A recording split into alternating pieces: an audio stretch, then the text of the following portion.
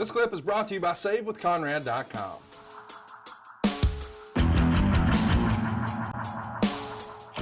Sean Waltman took to Twitter here in 2010 to say that the WWE should have two brands, but not just one named Raw and one named SmackDown, but one aimed at intelligent adults and the other created specifically for children. I got to tell you, Arn, I kind of like that idea, having a family friendly. I mean, listen, when I grew up, I loved watching Saturday morning wrestling. It was always on, whether it was Superstars or Challenge or some of the syndicated shows from WCW. It was a big part of my weekend routine to watch wrestling. But then later, of course, when wrestling became more of a prime time weeknight affair, they started to push some of the boundaries with more risque content.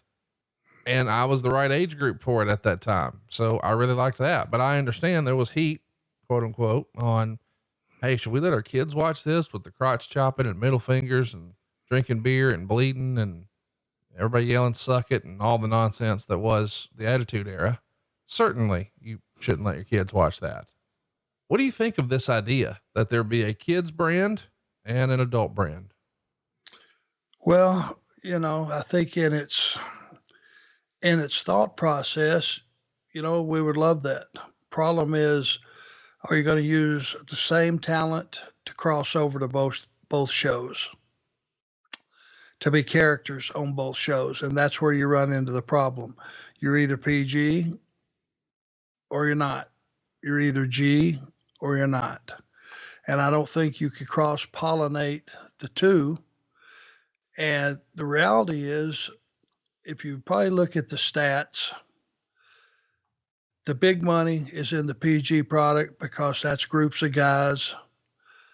That's guys that come 4 and 5 and 6 together, and they're all buying T-shirts, and they're all buying beers, and they're all paying parking, and they're buying the merchandise, and they're the ones that come to the pay-per-views, and that's the ones you hear chanting. And then you look at the numbers of kids that we have, and if John Cena's not on the card, who is like the mayor of all children, or was, he was the guy that appealed to all the kids, and that was his fan base. What do those numbers look like? What do they stack up to be? And now you're talking a total production of a different total show. And I don't think anybody's ever going to look at wrestling. When you say professional wrestling, they're not going to look at that as being a G product for kids. It's just too firmly cemented in their mind what it is and what it should be. I don't know. I'm skeptical. Would it be nice if you could do it? Absolutely. Because, it's always made me proud when we put a product out there that you are proud to bring your 10-year-old to, and there's nothing that happens during the course of the night that he can't see.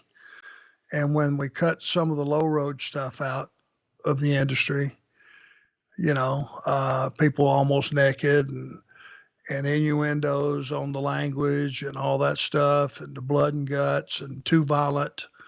I was glad to see that. So you could have, if somebody wanted to bring their children, they could bring them with no fear of anything going on. But, it's an interesting concept. Don't know if you can do it, but it's an interesting thought coming from Pac. It is. I think, to your point, you wouldn't want to cross-pollinate them, but let's imagine for a minute that if you did that sort of split, an adult version and a kid version, up until recently, you could have had Roman Reigns as, the star character on your kid version, but then you do one of these drafts, you shake it up, and boom, he shows up on the adult version, and now we see he's got more of an edge, and he's more of a bad guy. He can do a different style and, just change his character up a little bit. I think it feels Raw and SmackDown start to feel, I don't know, they have a sameness to them, not just because of the set design, but because it feels like, okay, he was on Monday, now he's on Fridays, but what else is different? But if they really had to change their character, now we have to, present ourselves in a different way because we're talking to a 32-year-old or a 12-year-old. I think that could be interesting. I don't think we'll see it, but I think it could be interesting, especially since it seems like these days when people talk about ratings more than ever, they're talking about the demo. And if you really want to get those folks to tune in, that coveted 18 to 49 males or whatever the number is, then perhaps going more adult with that program, that becomes a little easier. But you can still sell all of your, action figures and toys and lunch boxes and all that stuff to the kids. I don't know. It's fun to sort of armchair quarterback this stuff, isn't it? Yeah. I would feel a lot better about it if it was the way it was during the infancy of the draft. Those first couple of drafts, when we split the product and there was a blue team, there was a red team. That talent took that serious. And I know the SmackDown crew, who had always been said were the B team, people they were very offended. The Fit Finleys and the Undertakers and the Bradshaws and all the guys that were on SmackDown, they were offended by being called. They thought, and justly so, in a lot of cases, they were the A team. And there was a strict competition. There was a strict rivalry between the two. And when you didn't cross the talent over, once you became SmackDown or Raw talent, you didn't see them on the other show. It truly was a brand split, And you felt that. And you couldn't see guys on Monday and see them on Friday too.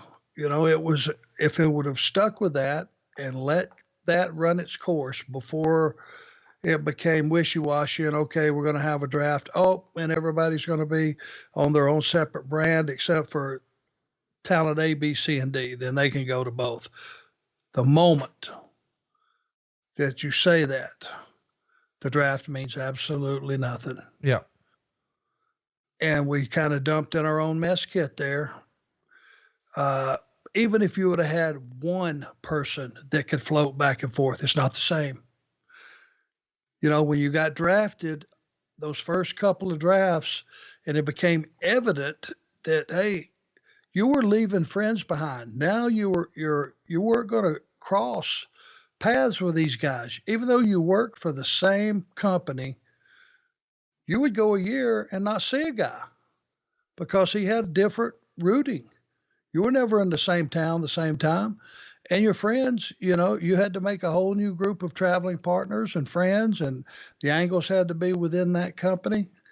It was a real brand split, and it was, I liked it.